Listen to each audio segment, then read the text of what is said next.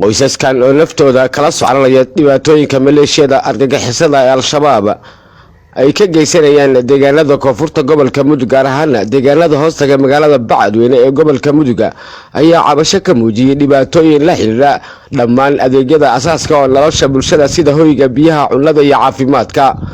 qoysaskan oo maanta ku booqda xero ay ku nool yihiin qaarkood oo ku taala xaafadda Garsoor ee magaalada Gaalkacyo ayaa waxa ay warbaahinta qaranka uga warbixiyeen xaaladooda nololeed iyo dhibaatooyinka xilligan haysta.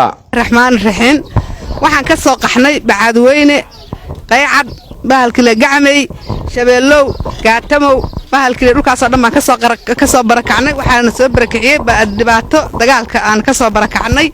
annagoo intaasoo hadda dhowr bilood baan joognaa, waxna caawiyana aysan jirin. ayada caawinta ay naga hor istaageen dadka annaga mas'uuliyiinta noo ahaa oo mucaarad nagu noqdeen oo ay nagu direen hay'adaha iyo wixii wax noo qaba lahaa. wacagay waa duniya, waa dadka annaga mas'uuliyiinta noo ahaa kulligood baan naga hor istaagay. waxaan codsanaynaa in macnaha wax naloo qabto oo hay'aduhu wax noo qabtaan oo naloo soo dadaalo. annaga kii noo yimaado waxba nooma qabtay waa naga tagaa, ma gartay. 7 bilood miyaa mise 8 bilood baan halkaa fadhinaa.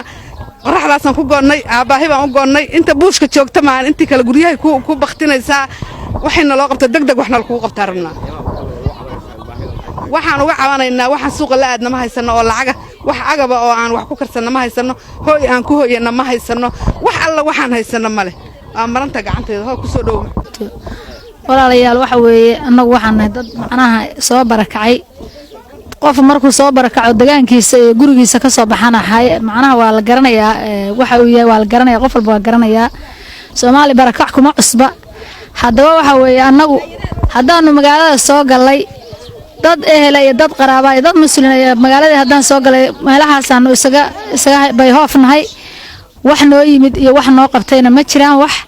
haddaba waxa weeye dadka mas'uuliyiinta ahaayo annaga macnaha ay sheegay xilka noo hayay oo annagu aan ma garanaysan la ka soo qaabilayo dadka macnaha ay sheeg dawladda iyo wax walba naga soo qaabilayeen mucaarad bay nagu noqdeen. haddaba waxa weeye annagu marka waxaan u baahannahay gargaar bini'aadanimo oo wanaagsan oo haddii Ilaahay ku yahay ii sheeg naloo soo dadaalo oo haddii Ilaahay ku wax aan hayno oo Ilaahay unta ma lahan, hanti ma wadan, hooy ma wadan. haddaba waxa weeye ii sheeg dad waxaanu ahayn macnaha iska soo orday colaadii iyo dagaalkii iyo xabad ka soo cararay.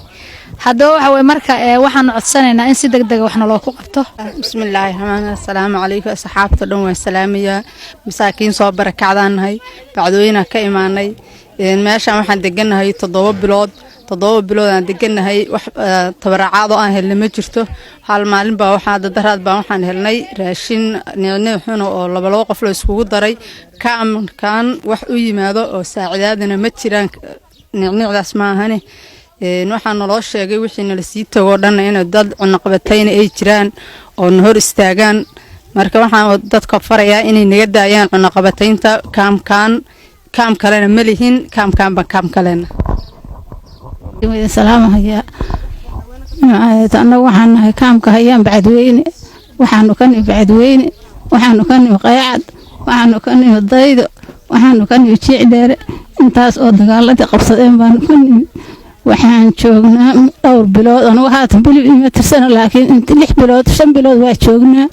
waxaatan caawiyana maana arag. muxuu ahaayeeto meesha waa ku roobsanay, roobkii waa ku caacnay. baca ma haysano, hay ma haysano. meel fiican ahaataan degan oo kaam ma jiraan. dad baa ku umulay, dad baa ku jabay, dad baa awal jabnaayoo yimid, hooyooyin shaybab ah yimid. qaas ahaan aniga haata intaan joogo indhaha la ii qalay oo aan muxuu ahaayeeto weli ka xanuunsanahay. hadda waxaan rabnaa hay'adaha dawliga iyo wixii waxgarada inay wax noo qabtaan.